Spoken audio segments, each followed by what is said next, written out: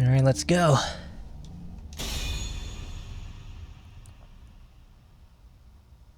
Alright, fellas, welcome back. It's your boy Hardcorn. Back at it again with even more Devil May Cry 5. As you can see, we got this big ass bitch over here. We're gonna show him who's boss. Gilgamesh. Looks awfully familiar, doesn't he? Same design of scales and points and all that. Very similar to, you know, Dante's Gilgamesh. Why, I almost believe that this was supposed to be the actual fight we were supposed to have with Gilgamesh. And frankly, it's very uneventful. It's very slow. Shit like that happens where you can get snagged on the, Oh, okay. Thanks for following and making my efforts all for naught. This is one of the reasons why I don't like the early game of this so much. Because it's very, very slow. And it has this fight.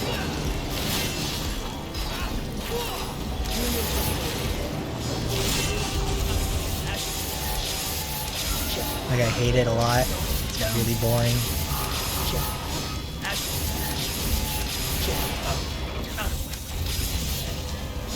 There's not a lot of skill to it, it's just... yeah, dodge the incoming bullet and hit the soft spot. Beat up, it's like beat up a baby, come on! Oh my god, I can't believe I made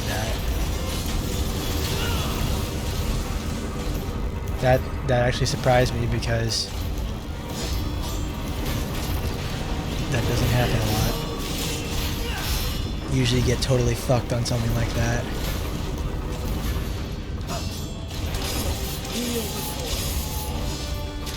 Ah, I'm getting stuck in the air. What's going on?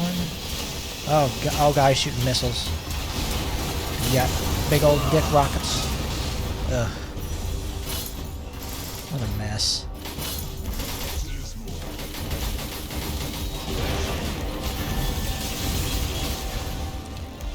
Oh my lord.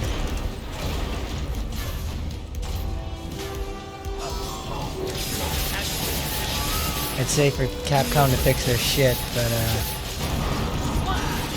Go to hell. It's okay. I'd say for Capcom to fix their shit, but it's this is as good as it's gonna get. And frankly, that fight is not fun. I'm kind of glad it was not in 4. I can only imagine how it would have been in 4. I really wish it was, you know, like the Legend of Gilgamesh, the collector of weapons for whatever it was. That would have been really nice. That would have been fun. It's another man fight that you can have. It's against a humanoid enemy that can wield as many weapons as you can. That would be really cool. But instead we get this slow-ass piece of shit with a big old tumor on its back. Frankly, I can't get behind that. It sucks.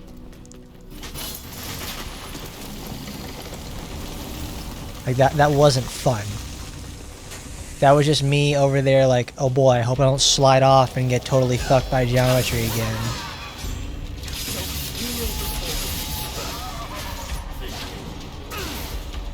Where are you? Like, oh no, I slid off again because he's really slick and slow. Can I run? Can I just keep running? Yeah. Huh. I never thought of that. I never thought of just to keep moving. Maybe that's why I always found this beginning area, this beginning part of the game so slow. Because I never realized that I can just keep going. Oh wow, it chases me.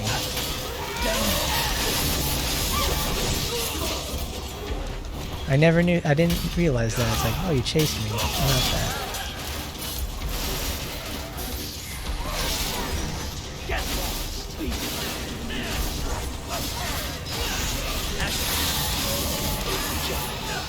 That's where Sin Scissors get their strength, is from, you know, They act in wide open spaces. But when, look at that, I pulled it into a place with a low ceiling, and I was able to do a whole bunch of damage to it. That's thinking outside the box. That's trying new things and getting away with it because you didn't know if it would work or not.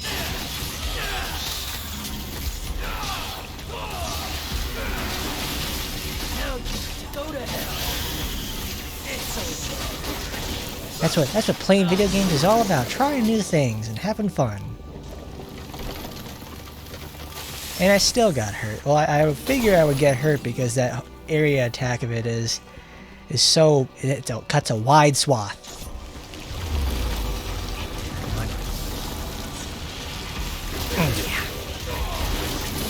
I'm too fast for you. You're too fast for me.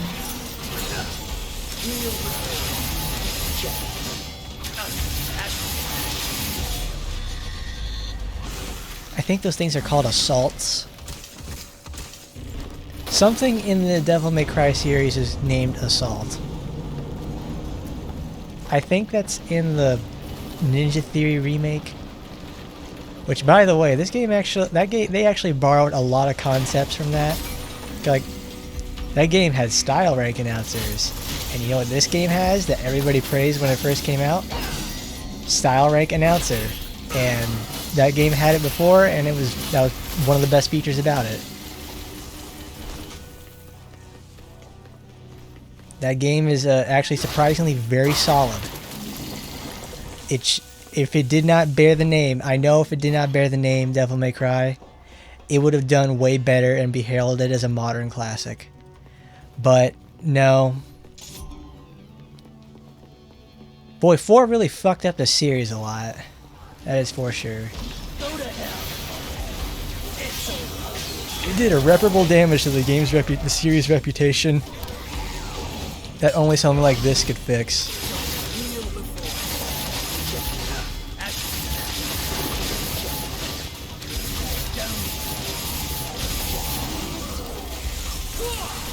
Now go to hell.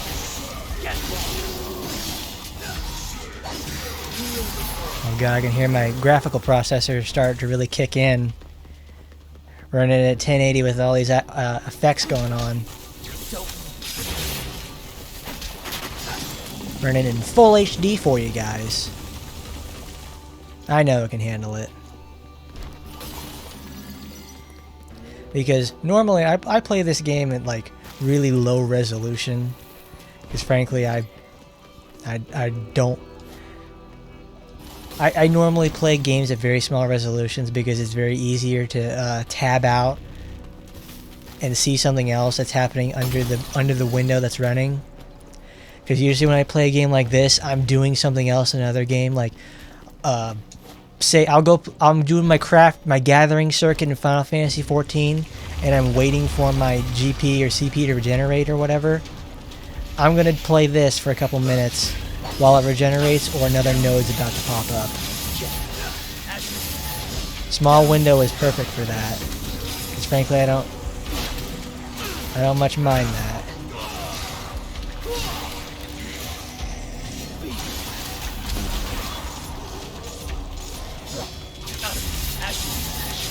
If you listen closely, you get some nice controller ASMR where you can hear my sticks clacking and me just going ham on these fellas.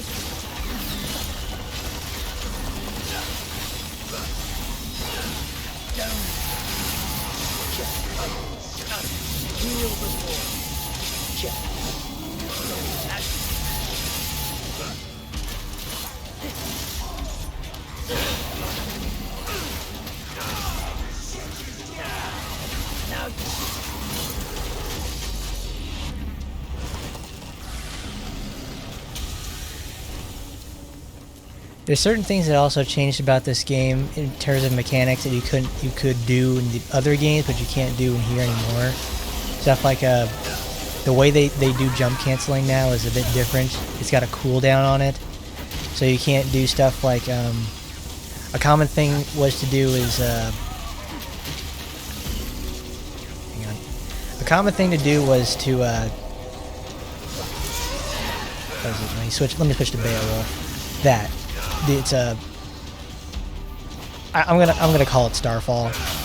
A common thing to do is Starfall, jump cancel, and Starfall again. You can do it a maximum of like 4 times. Well, you could do it a lot in a row and do a shitload of damage. It was a really easy. It was a really good tactic to do against Vergil in his fight in 3.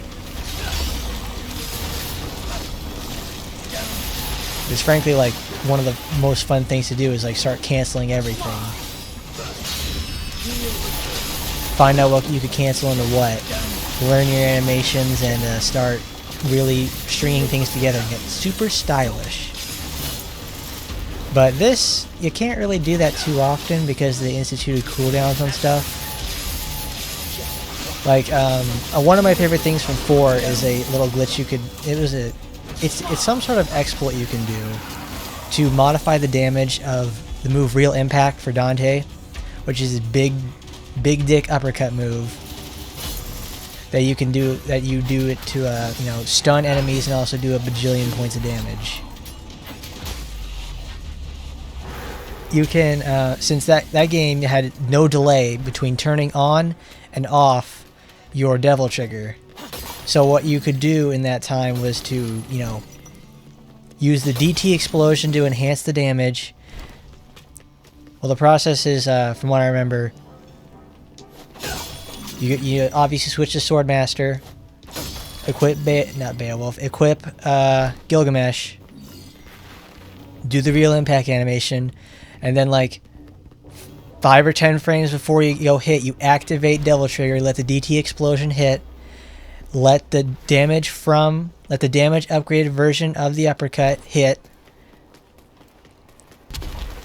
in DT mode, deactivate Devil Trigger after the first hit, and then after that it is all up to you depending on how fast or slow you want the move to come out.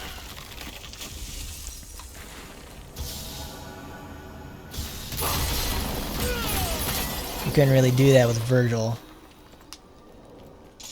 Well, you probably could from I just never tried it. But that with Dante you could do that.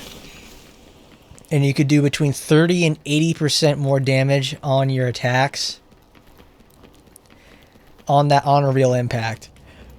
And doing that allows you to one-shot the savior boss fight. It actually happens on several boss fights in that game too. That's what you use it for.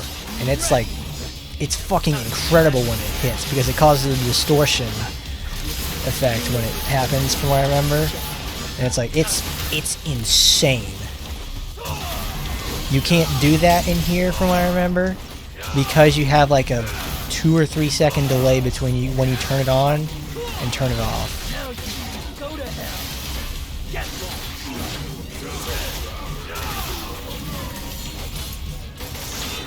And it's like, it's really annoying to me. Go to hell. Like, I want to do all these cool things.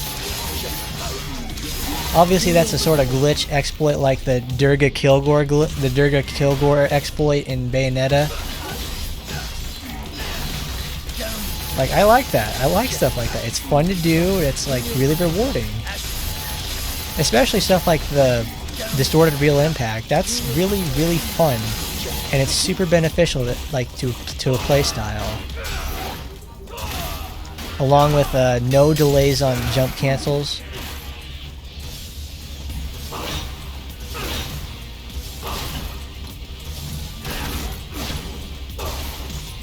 Also, this is not too much fun of a boss fight. I mean,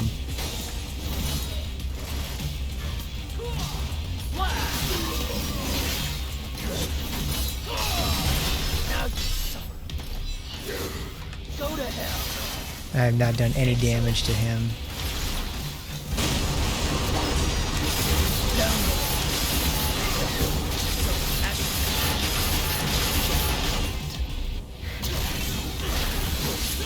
Ah, fuck.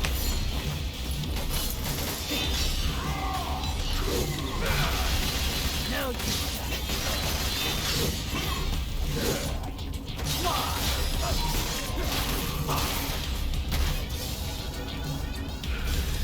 He's actually moving. Ooh.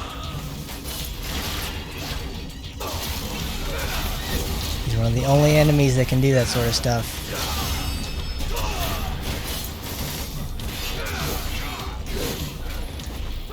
Boink.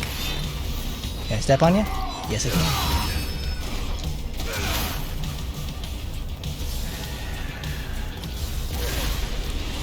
Ah. God, those enemies are such a chore to fight. Because they're a blocking enemy. And they block all the time. Oh lord. Now we get to the real meat of the game, the less fun shit where we go into the valley and try to get to Dante's house.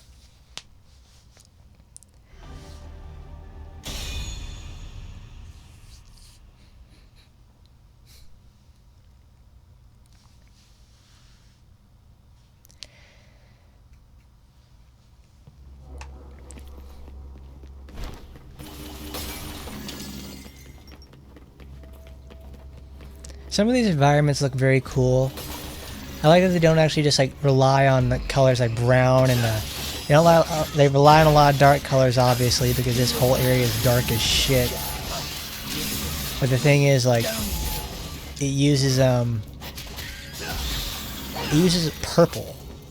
It uses purples, pinks, and light red. That I like to see. It makes a dark, dingy, shitty place a little more, have a little bit of color, but still showing that it's got dismay and despair inside of it. That's good. They really nail their color theory, or whatever that's called in this.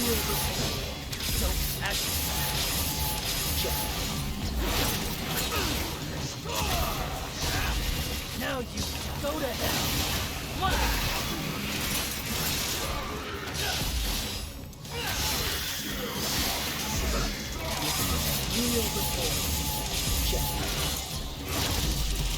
Oh, cool. I got the camera to center onto his body and it made it move. I like finding little things about that in games. Like there's a really good one in Final Fantasy XIV. It's where you're about to face you're about to go finally face La Habrea at the end of A Realm Reborn, and you're in the Praetorium and all that. When you do that, oh wow, I gotta remark this though. It's like after changing the color, everything feels so dark and warm now. Like this is a wonderful choice. I'm glad I did this. But there's a camera thing in the Praetorium where the camera is centered, I think, probably on like your character's eyes or their head. So when your character does the unsheathing animation for their weapon or readies for combat, the camera shakes for some reason because it's aligned to their head. It's aligned to their head, not a point somewhere else. So it makes it look really weird, and I see it every time.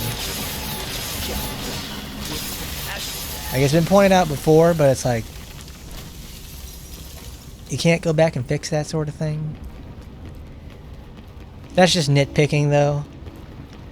I can't say it's like, oh, it's a shitty game and all that. It's got shitty stuff inside it, I know that for sure. But, frankly, I don't know. I've gotten my time worth out of it. I enjoy it a lot. I play it nearly every day. Yeah, here we go. We're getting to the part where it's like, oh, you're not talking about the game anymore. You're talking about a whole different thing. It's like, well, guess what? Look at this shit that's going on. Not a whole lot's happening. You want to see this? Oh, we're going to fly. Here's a sequence break. If you're good enough to do it. Wow. You can do that with Nero. There you go. I talked about the game again.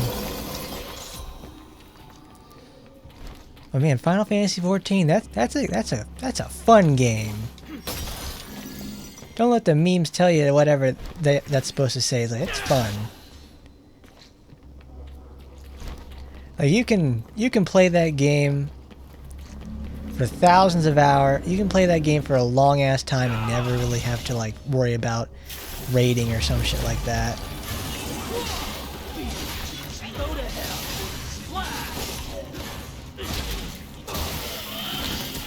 Because frankly, it's like, I've done the ratings part. It's...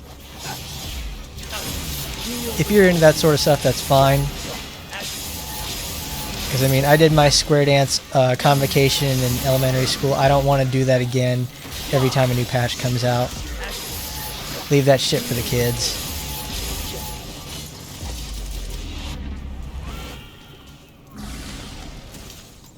Well, that's the thing. That's a problem I have with the game, is that every time I want to go play it, is this the wrong way?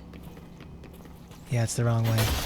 Every time I go play it, though, I learn that when I want to make a glam or a cosplay that I really like, it requires equipment from a raid tier that's extremely high and that's nobody's doing anymore. And I'm like, this is fucking retarded. I just can't do that.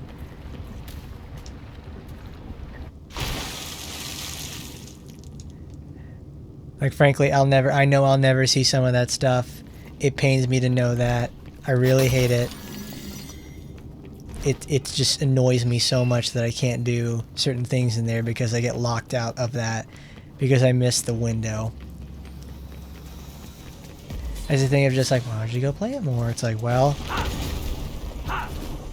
I would, but I usually try to log in, like, you know, I complete the expansion and get the main story done, and that's about it. I try to avoid all that sort of stuff. That's for people who, that's not for me. It's just, yeah, I'm not gonna go any further on that. I know it'll just end up making more enemies than friends out of that sort of stuff than in my time. What I do like to complain about, though, is every time I see, like, I'll join up a friend or go do a dungeon run on something like that, and then they'll just go like, the moment I see a fucking crown next to a name, I'm like, if you tell me anything, if you tell me how to do anything in here, I would just end up fucking leaving. You're wasting my time.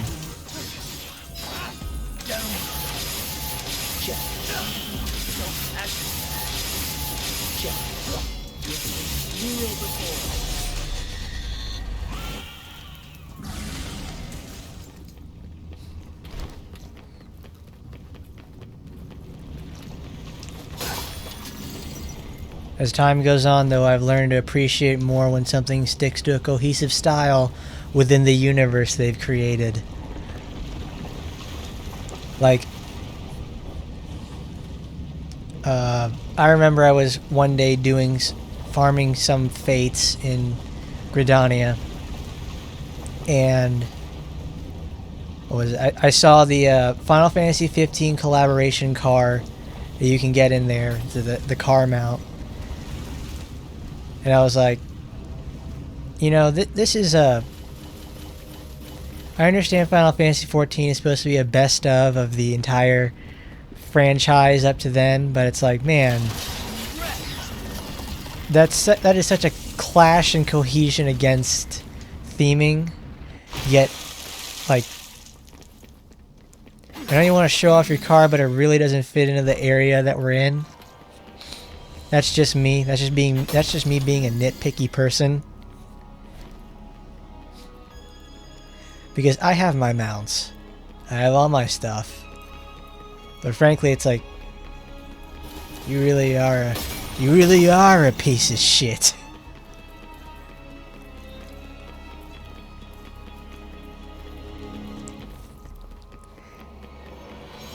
That's something I can't really get past. I like my styles to be cohesive, coherent, and looking good.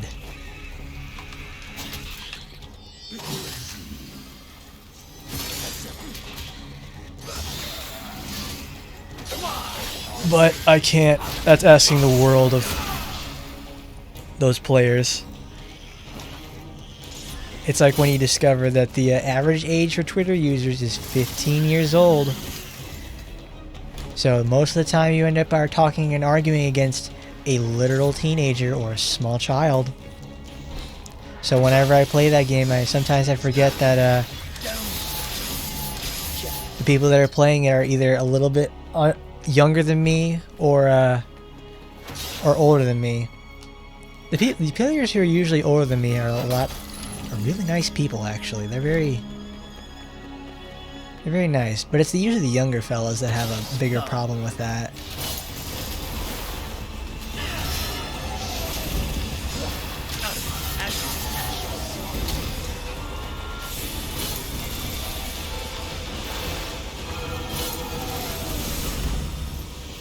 I digress.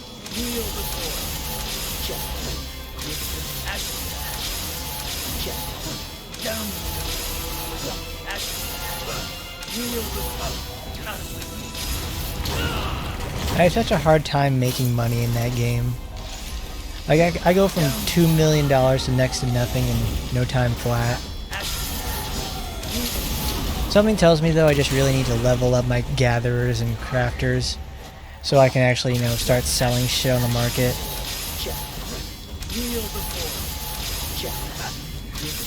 Because at that point it's like, are you even playing the game anymore?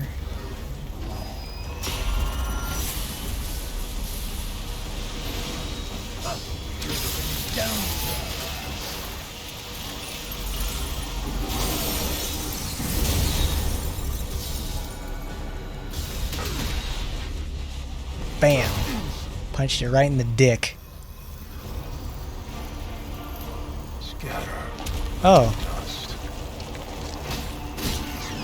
Oh, thank God I didn't use any Sin SDT on that one.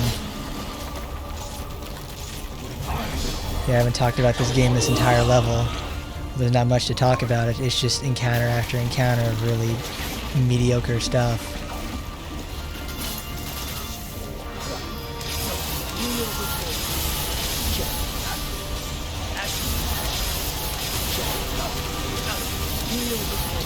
Oh, damn it.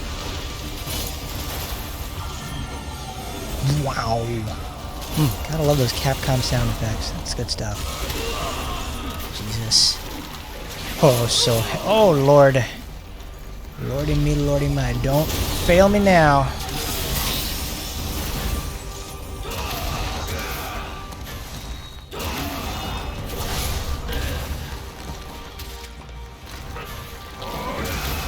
I'm gonna fuck this up. I just know it. Yep.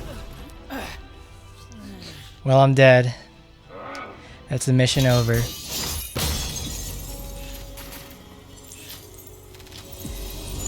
That mission right there is another case of where if you beat him there, the game just ends. It also gives you an instant S rank because you beat the final boss. You beat the true boss of the game, and now the game's over. Congratulations. I like it when games do that. That's a really good feeling. I know I said that before, but it's so satisfying to do that. It's a non-standard game over, but it's a game over that you can feel good about. And you can take that one to the bank. Oh, we're burning chaos in the wind. Drifting in an ocean all alone.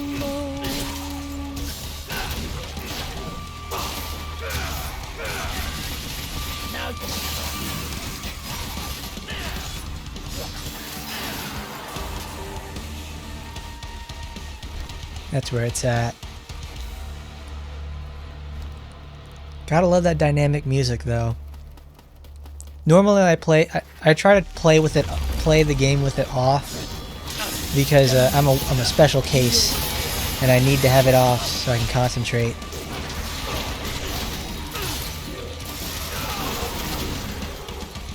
Wow, the actual color change is making it very hard to see these enemies.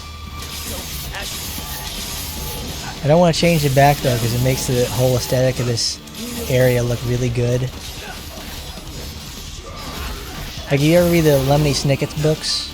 If you have or ever saw the movie, there's the part where they have to go to their aunt's home on the side of this cliff and into a cave later on. This is the sort of area that I imagine it is. It's all dirty, gray, dusty, broken down and destroyed. The coloring makes such a difference. My goodness.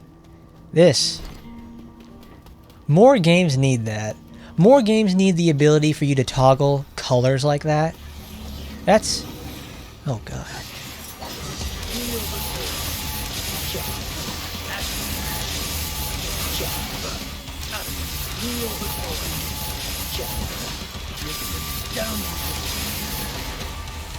More games need that. That's a good feeling. Like, everything feels so warm right now. Oh god.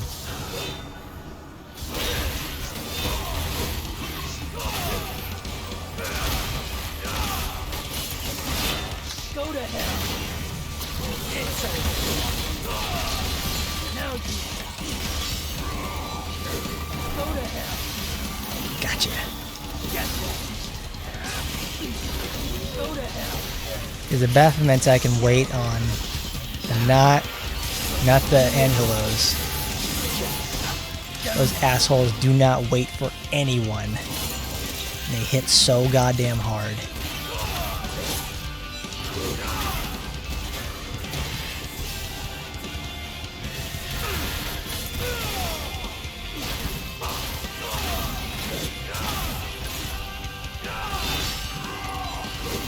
Go to hell.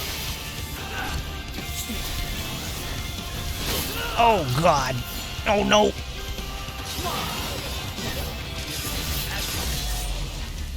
Can't touch me. Well, you did, but I'm not gonna... nobody's gonna know that. All the survivors are gone. That's what it's all about. Bury the lie deep within. Yeah, there's another note about this that I like.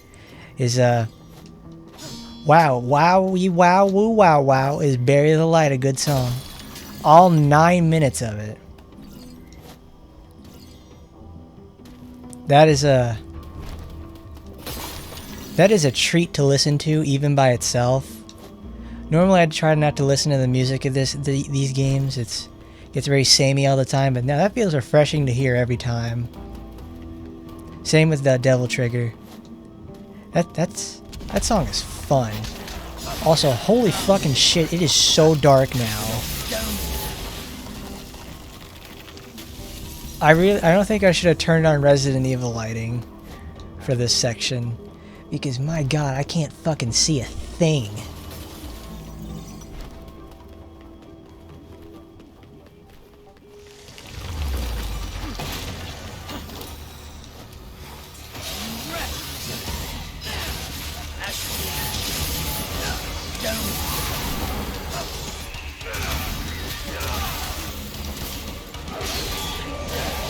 Oh, lordy me.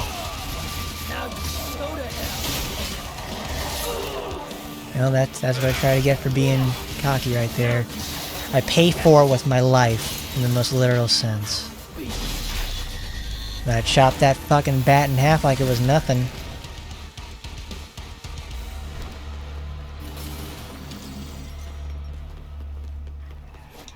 That's something I've grown to appreciate more and more as I grow older. Is, you know, games are games to play. But, I've come to appreciate the art direction and lighting more often. That's something I really, mood. Mood is really important to a game. That's the sort of thing that really, elevates it beyond just, like, right here. For instance, like, this is a whole bunch of, a shitload of coffins. It's dark, it's gross. You got corpses for days. It's an eerie mood. It's unsettling. I like that. You get that from the lighting that's in here. Also, the weapons themselves of the enemies and you are rimlit, so you don't get any sort of bullshit moments where you couldn't see the enemy's weapons coming. It's totally fair that way. All the enemies have that, actually. All their weapons glow. So, or are always lit in a way that you can see them coming.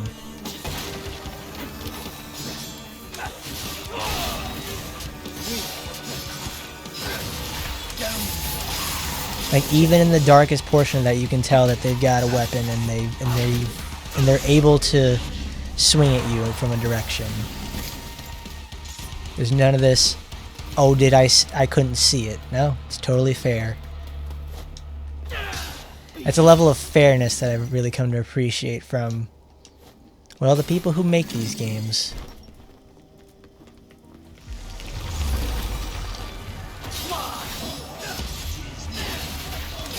Oh boy, got a frame drop.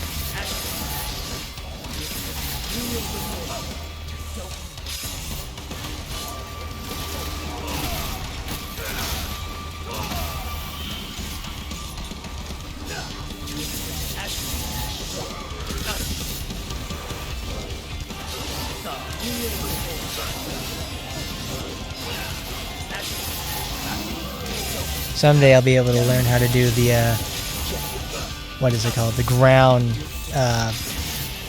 they have a name. The ground swirlies. Yeah, they're called swirlies, no. It's the, ground judgment cut.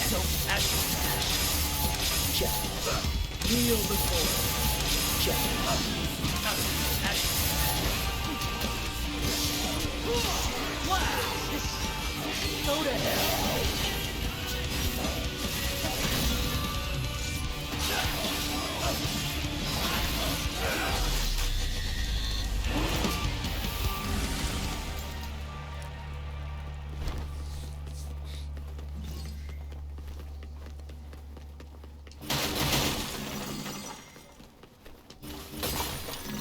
You know, it's a lot more fun when you have to, when you can riff off of stuff that's happening in the game or around the game and all that. Because when I'm by myself and all that, the, this is such a slog to get through.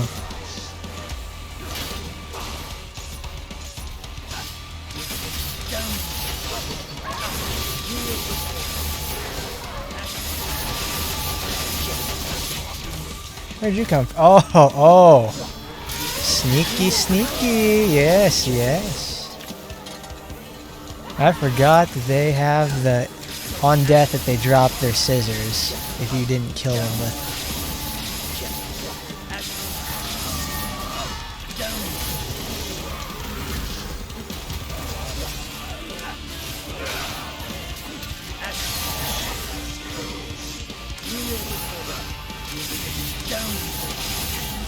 If you didn't kill the Sin Scissors without their scissors, they're able to drop the scissors and do a little damage on you on death. It's a really good way to die on Heaven and Hell and Hell and Hell. It's frankly incredible. Incredibly annoying, that's for sure. Yeah. Uh-oh, oh no, I'm getting lost. Okay.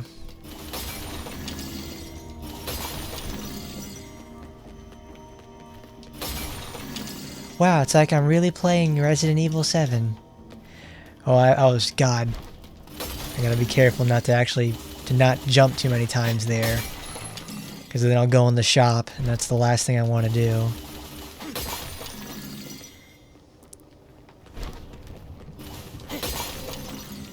Do I have it? Okay. Nobody's. Her heart's part of the darkness now, Sora.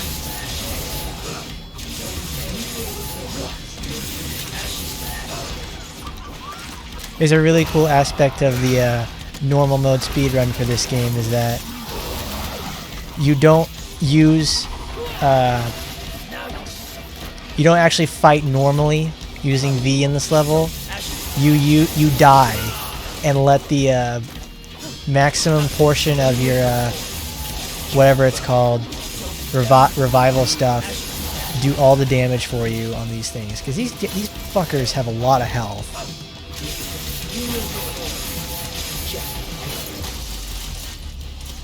I think they have something around like 4,800 HP. And it's like, it's a lot. They can take a mean hit, and they also can dish it out the same way. Especially when they put on their strength mask.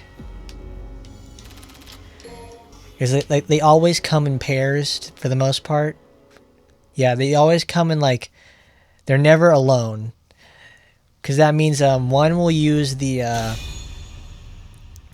strength mask, and one will use their ranged mask, and they'll be able to overwhelm you with attacks from near and afar. It's a smart way of enemy fighting, but they're very, very dangerous. Like, they have a regular grab that they do in their untransformed state, and it's like, it sucks to get hit by. And those fellas are quick.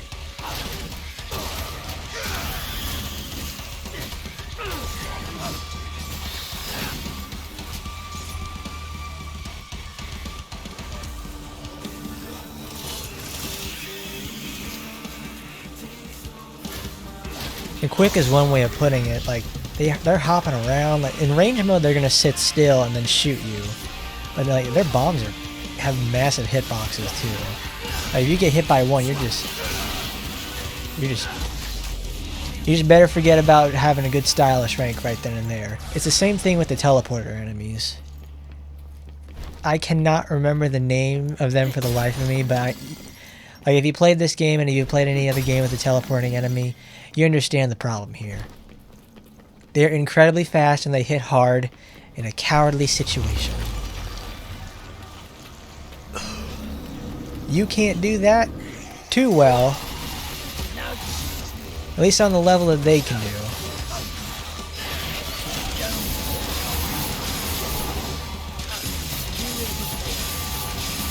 Dante can do that though.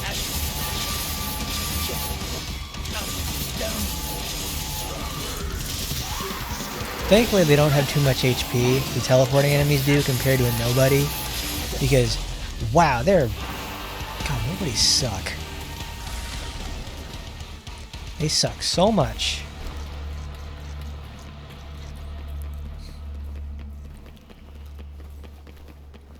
It's like when you play a build engine or an id Tech game. You gotta do all that enemy prioritization bullshit. Because if you don't, you're gonna get your ass reamed by Bubba and his 12 cacodemon pals.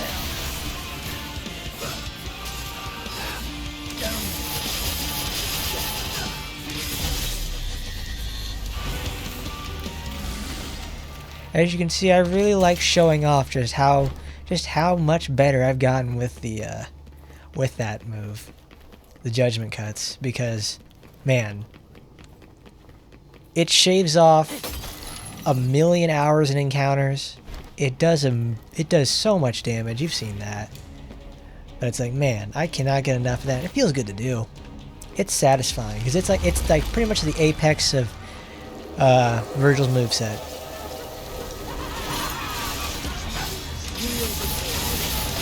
He can do it to anything that gets in his way. Like, nothing can touch him.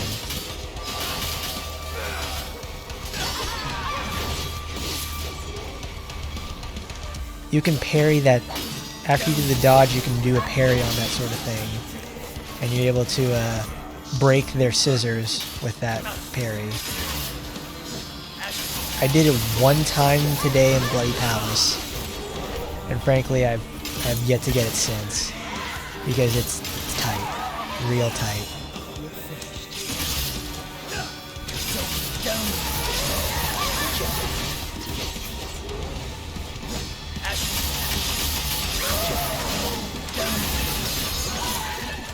Oh, you bitch. Oh, perfect. I got it. I got the instant kill off it as I was falling. That's fantastic. That's good. Those little mouth doors.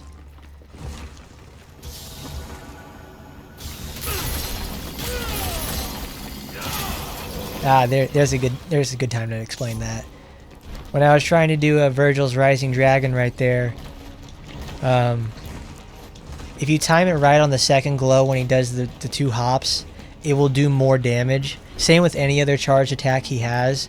If you nail it right on the, like, within 3 frames of it appearing, or on the frame that it happens, the just version of it, as they say. If you nail that, it does more damage. Same with Judgment Cut. Same with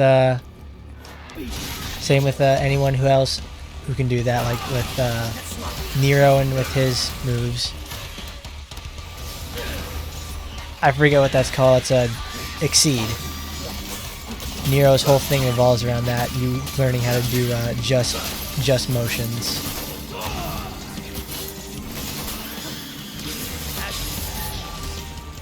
It's very important that you do that.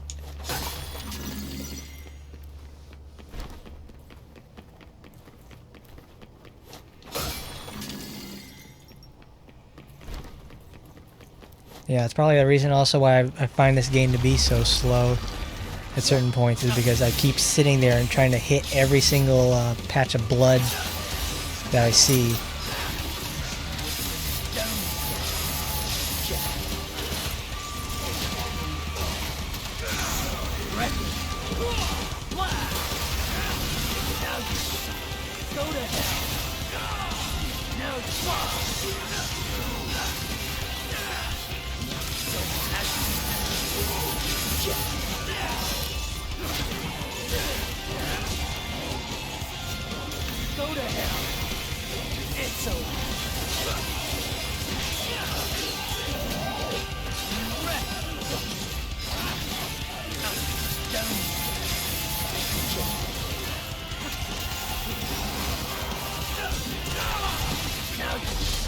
Oh goodness gracious, that felt good.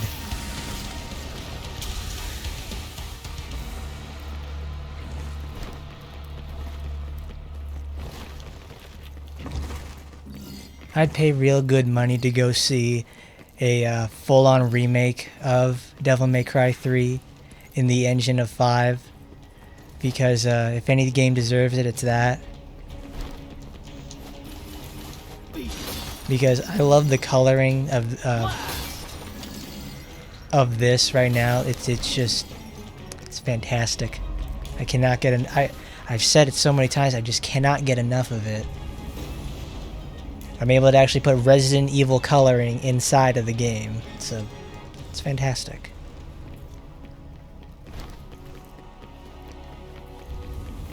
Also, that's another thing. Can you believe that the guy who made Resident Evil 4 also made Devil May Cry 3? 2 of the most celebrated games of the last 2 decades.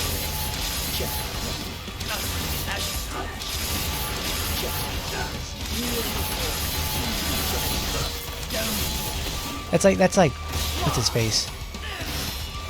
Not Sakurai. The guy who made Mario, you know, I cannot remember his name. Is Miyamoto or something like that? Yeah, it's Miyamoto.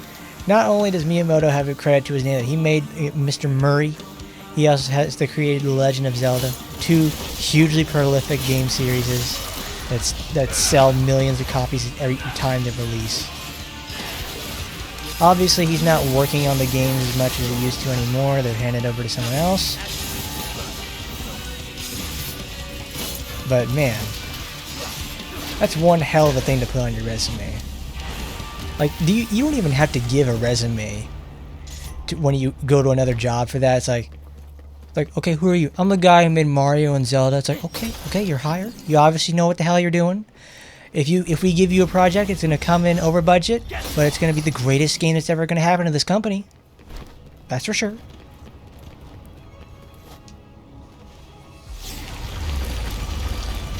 Same with creating Pokemon.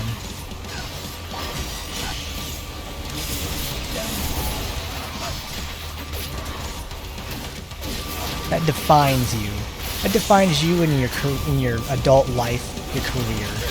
It's like, yeah, I made the most recognizable franchise on Earth next to fucking Disney properties.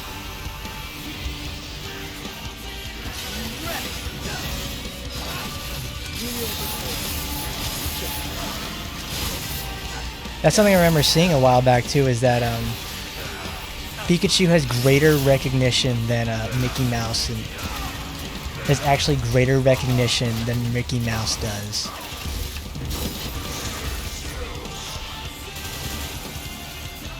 That's absolutely crazy to think about.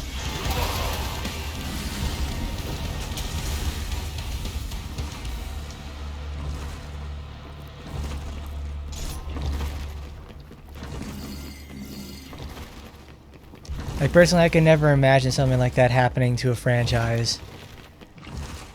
Or something that I create. It's like, it becomes even bigger than myself.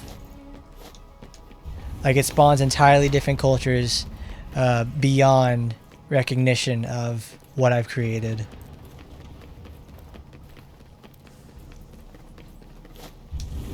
Like, I don't think the guys, like the guy who made, you know, Resident Evil 4 and Devil May Cry, was totally expecting that this would go on for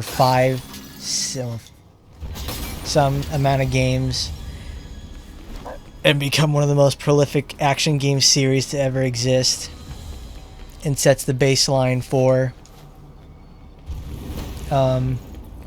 action games to come in many respects, while also hinders it as well. Because that's the thing about it. This is, while this is very good, it holds back the action game genre itself. Because everybody wants to be Bayonetta, everybody wants to be Devil May Cry. Like, that's how it was for a while. Everybody wanted to be them, or be a beat 'em up game like Streets of Rage. And then that didn't change until like fucking Dark Souls came around and did that sort of shit again, where it, you know, it's like, oh my god, this is what it feels like to really be a gamer. It's difficult and it feels good to get to learn. That was Devil May Cry 3 in the 2000s, and that was Dark Souls in the 2010s.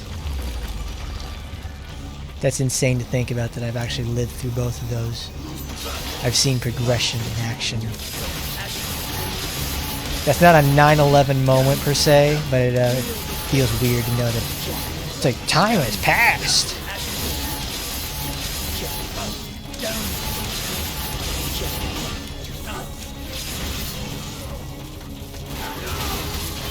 Oh Lord. That big old chunk of steel. Go to hell. It's okay.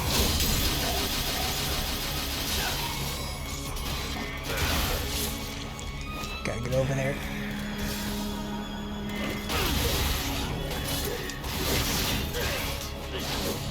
Gotta concentrate, because this guy is, even on, we're playing on obviously on Devil Hunter normal, like, even then, this guy hits really hard and it can hurt.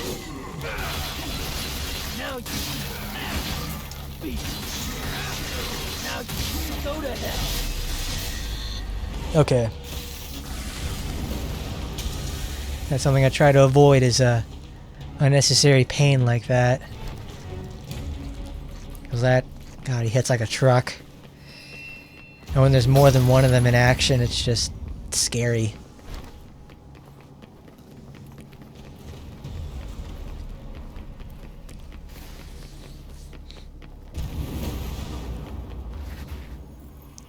Another Urzen battle. This is like you fight this guy 4 fucking times.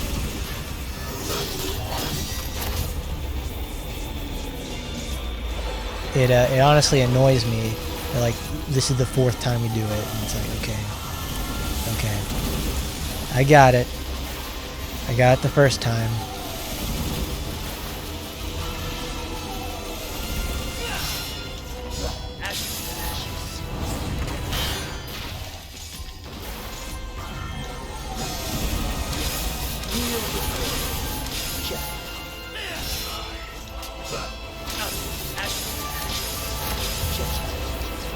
Uh-oh. Oh, I got caught in the time warp. Got caught in a time warp, folks.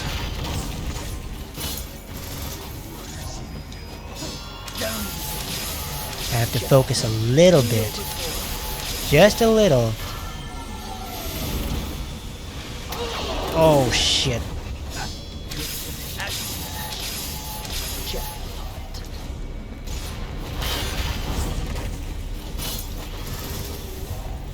Just a little bit longer. Bounce. Good hit. Good hit, Vergil.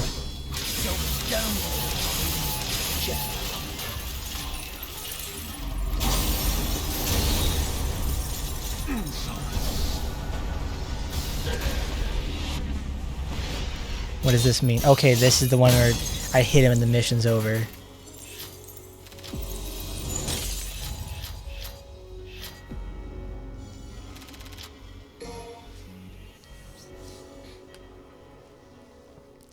Because those other 2 times where I fought him, it's like, okay, I defeated the crystal and I hit him, and now he goes into phase 2.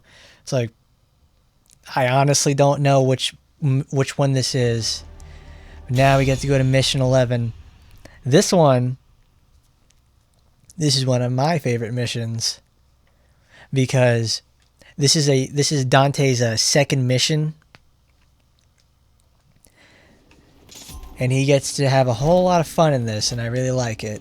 This is quick, it's snappy, it's not a lot of downtime between combat, and it's not like any bitch enemies either. It's full of tough shit too.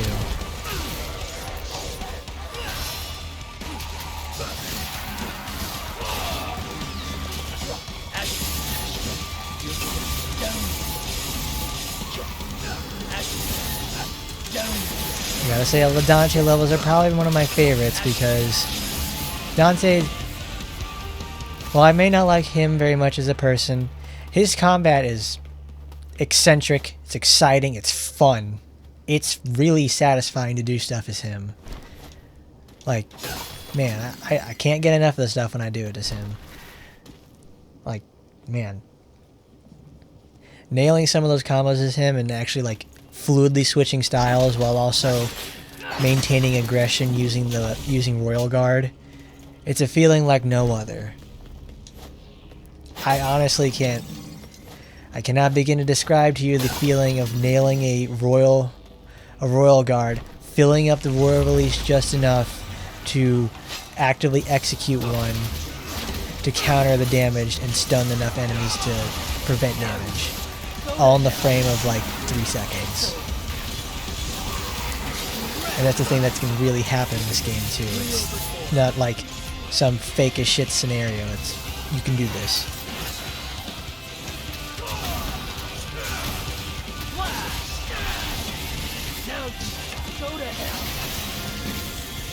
That's the thing about this game. You can do anything you put your mind to, but it just takes a degree of practice. And that puts people off, and frankly, yeah, it'll put me off on certain things. Like, I don't want to learn V. I will learn the rest of his name though. I will learn Vergil.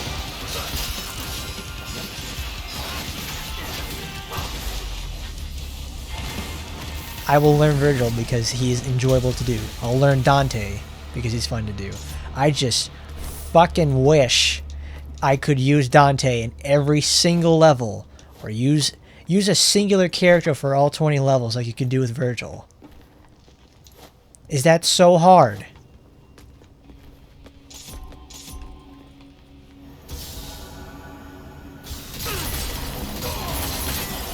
Like, quit making characters that suck dick, Capcom, to play. I really wish I hope to God there's a mod someday that fixes that.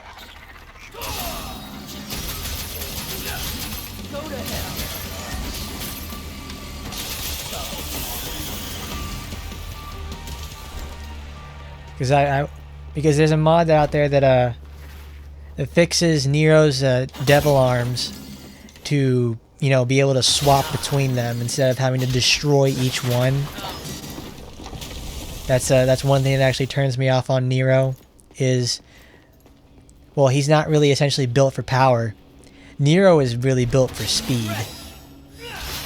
That's how he is, you know, in 4 and in 5. I can feel it now because I've actually played him a little bit more and I can understand him better. It's interesting, to say the least. Fuck, I messed it up. This is a bonus area where you can fight 2 nobodies. And they're always super... Always, yeah, they're meaty shits. Go to hell. It's over. They're the meat sweats the enemy. Don't let them pick you up. Or they're gonna drop your ass off. Pat in the pit of despair.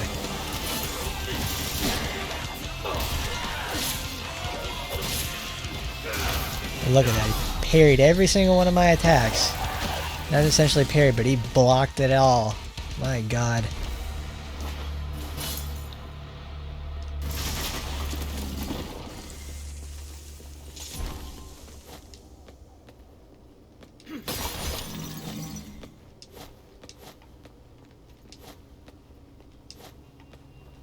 Get lost.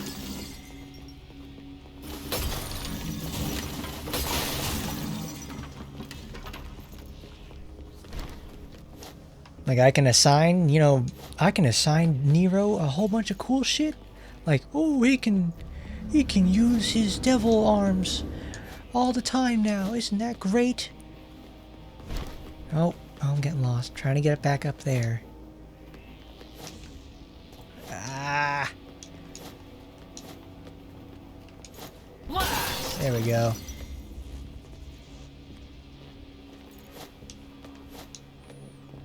This darkness is making it hard to see.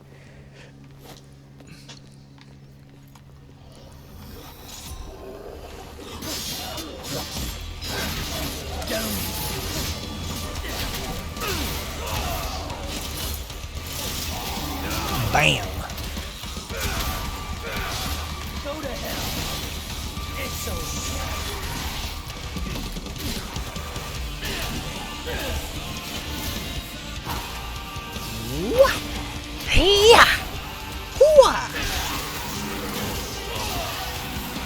Like clouds in my isolation. Oh, I am the savior of my name. Born in flames, I am hashtag blessed. My family crest is a demon of death.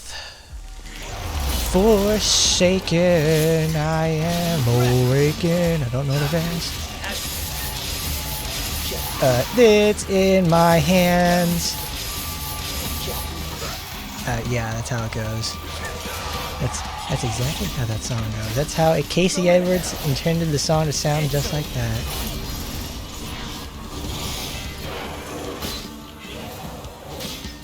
What the hell are you doing?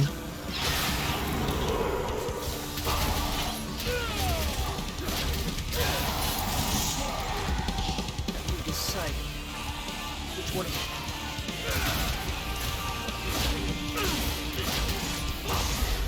I know I'm not good enough at the game to really start taunting people efficiently yet. But the thing is, I don't know how to get to the other goddamn taunts. Because Vergil has the where he spins the sword and he's able to hold enemies in the air with it. It's a really nice taunt actually. But it's like I can't get it yet. Oh great.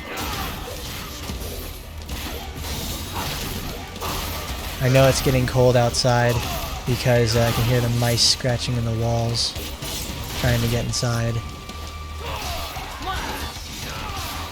to hell. It's over.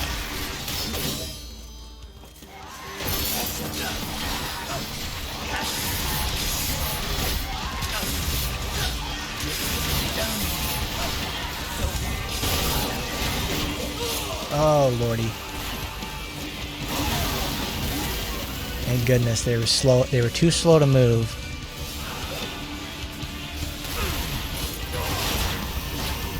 He missed. Sneaky snake heels.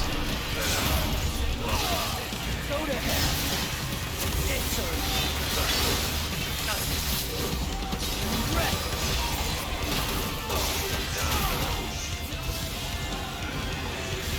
You're sneaky, but I'm sneaky. You can't outsneak the sneakster that is Vergil.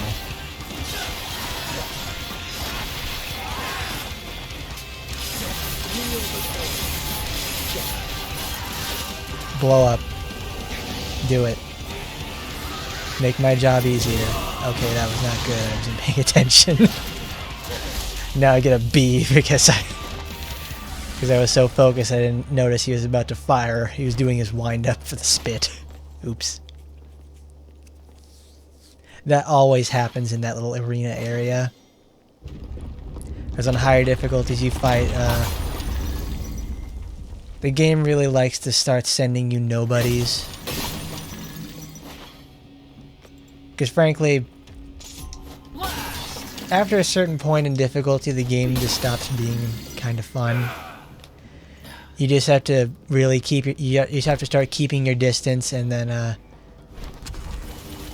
doing all that stuff. You can't get as aggressive as you want to. It feels like God Hand on the max difficulty in that respect.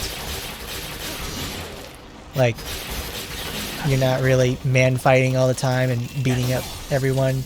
You're just doing CC and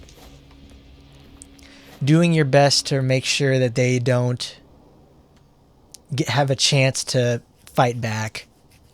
Because if they do fight back, you're just going to take a shitload of damage and possibly die really quickly. That's where enemies become punching bags and feel less fun to deal with. It becomes work.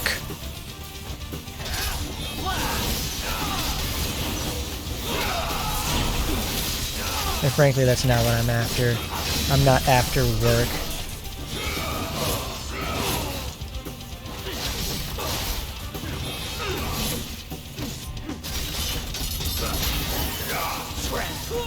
Get lost.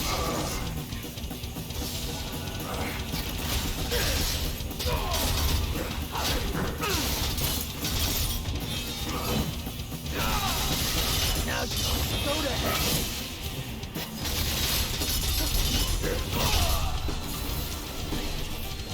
Oh fuck, I didn't get it right.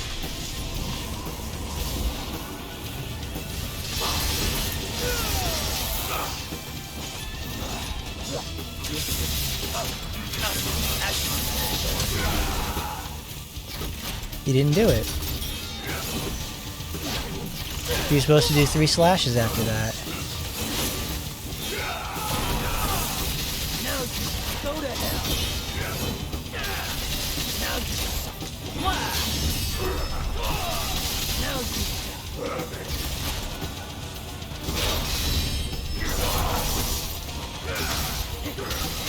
go to hell.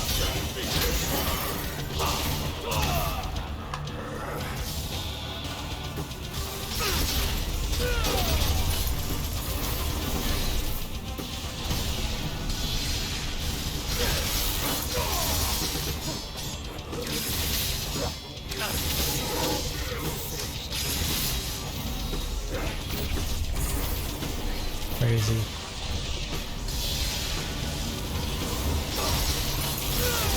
Wow. Boy, this is a playthrough of totally first right here for me, because, man, he never does that sort of stuff. I guess I was just able to really keep his ass down and from him being able to get his charge up.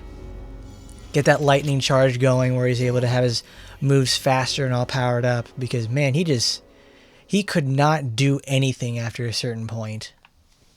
Granted, I took a shitload of damage too, but man, he did not come out of that clean.